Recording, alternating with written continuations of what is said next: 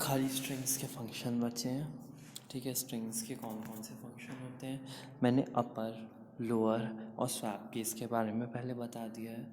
ठीक है, अब इफ़ अल्फ़ा न्यूमेरिक इस अल्फ़ा इस डिजिट इस स्पेस, ऐसे फंक्शन रह गए हैं। और एक फंक्शन और रह गया है काउंट फंक्शन।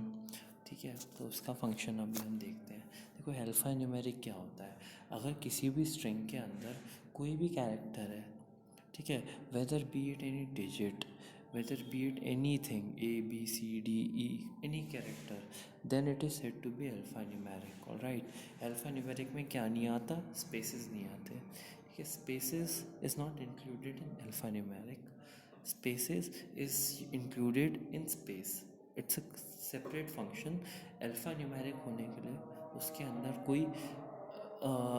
कोई नंबर होगा तो भी चलेगा, कोई स्ट्रिंग होगी तो भी चलेगा, नंबर और स्ट्रिंग दोनों होंगी दोनों तब भी अल्फ़ा न्यूमेरिक होगा। देखो स्ट्रिंग में कैरेक्टर्स और नंबर्स दोनों है। स्ट्रिंग 2 में केवल कैरेक्टर्स है, स्ट्रिंग 3 में केवल नंबर है, और स्ट्रिंग 4 ब्लैंक है, एम्प्टी स्ट्रिंग है। तो ये देखो इसमें ट्रू ट्रू ट्रू, पहले की तीनों स्ट्रिंग अल्फ़ा न्यूमेरिक है। ठीक है, लास्ट की स्ट्रिंग स्पेस है तो वो अल्फ़ा न्यूमेरिक की कैटेगरी में नहीं आती। ठीक है, then second case, second A B C 1 2 3 same strings are there. अब यहाँ पे अल्फ़ा है, इस अल्फ़ा मतलब अल्फ़ाबेट है, उसके अंदर कोई नंबर नहीं होना चाहिए, स्पेस नहीं होना चाहिए। और नंबर और स्पेस है तो फिर वो अल्फ़ा नहीं है, अल्फ़ाबेटिक नहीं है। अब इसे रन कराओ, only this which only had characters and no digits came out to give true in alphanumeric condition. इस ट्रू को हम लोग इसी इफ़ स्टेटमेंट में यूज़ कर सकते हैं, जो बड़े आउटपुट फाइंडिंग प्रोग्राम्स होते हैं। ठीक है, वो भी मैंने ढूंढ रखे हैं, तो डोंट वरी। तो वो जो बड़े प्रोग्राम्स होते हैं वहाँ पे कभी कभी इस अल्फ़ा इस अपर इस लोअर यूज़ होता है। जैसे इस अल्फ़ा इस वो काम कर रहे हैं, वैसे ही इस अपर इस लोअर काम करता है। दोनों की फंक्शन में कुछ खास अलग नहीं है। अब इस डिजिट, डिजिट मतलब नंबर, जो स्ट्रिंग पूरी तरह नंबरों की बनी हुई है वो इस डिजिट पे ट्रू देगी। अब देखो फर्स्ट में कैरेक्टर्स हैं तो ये फॉल्स देगा, सेकंड में कोई डिजिट नहीं है तो ये भी फॉल्स देगा, 3 में नंबर है तो इसे ट्रू देना चाहिए, 4 पे स्पेस है तो फॉल्स देगा। ये देखो थर्ड वाला ट्रू आएगा, देखो थर्ड वाला ट्रू है, यानी इस digits is completely working. Then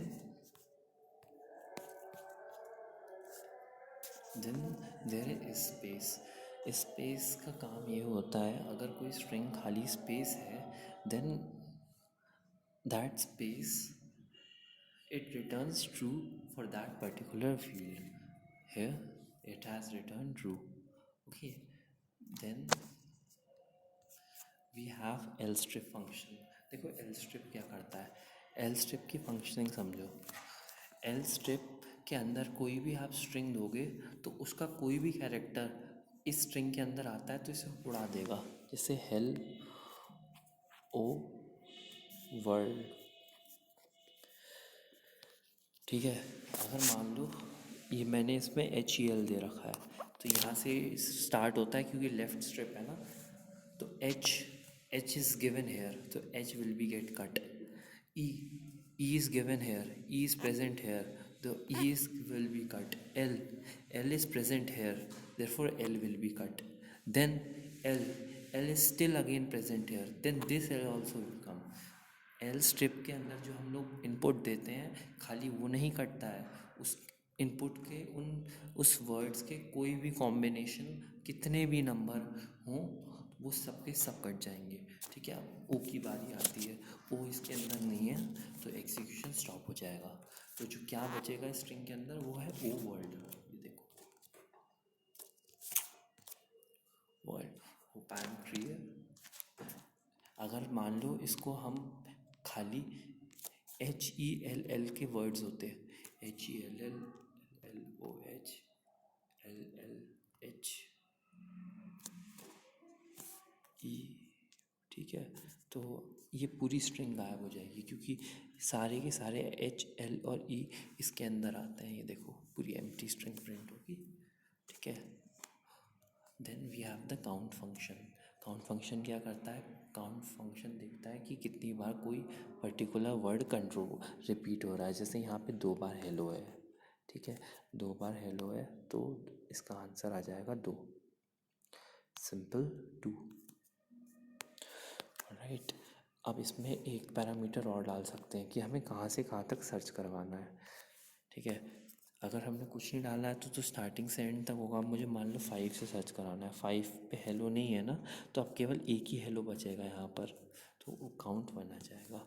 और फिर हम लोग एक एंडिंग वैल्यू भी डाल सकते हैं, ठीक है, कि कहाँ पे हमें सर्च रुकवाना है। मान लो मुझे 5 से 7 के बीच में सर्च करवाना है, ठीक है, 5 से 7 के बीच में यहाँ कोई भी हेलो नहीं है, तो इसका काउंट 0 आएगा, 0 आ गया।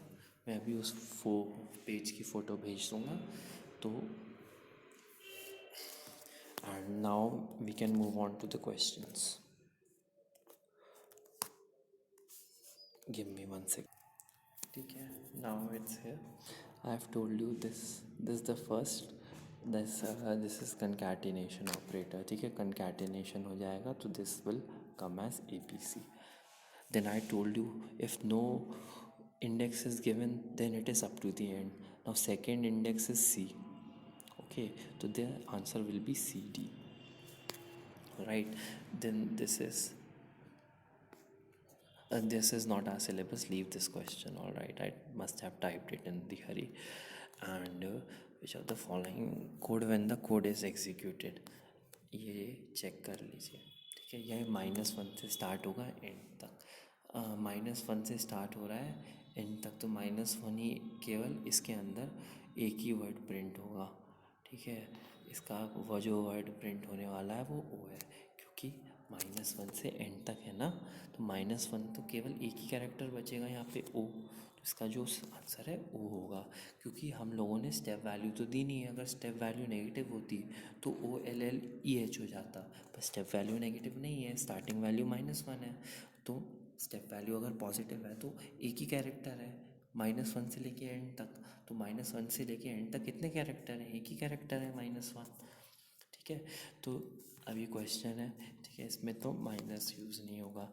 फिर ये /n मतलब मैंने बताया /n is a new line character, तो जब भी ये /n आएगा तो एक नई लाइन प्रिंट हो जाएगी, ऑल राइट।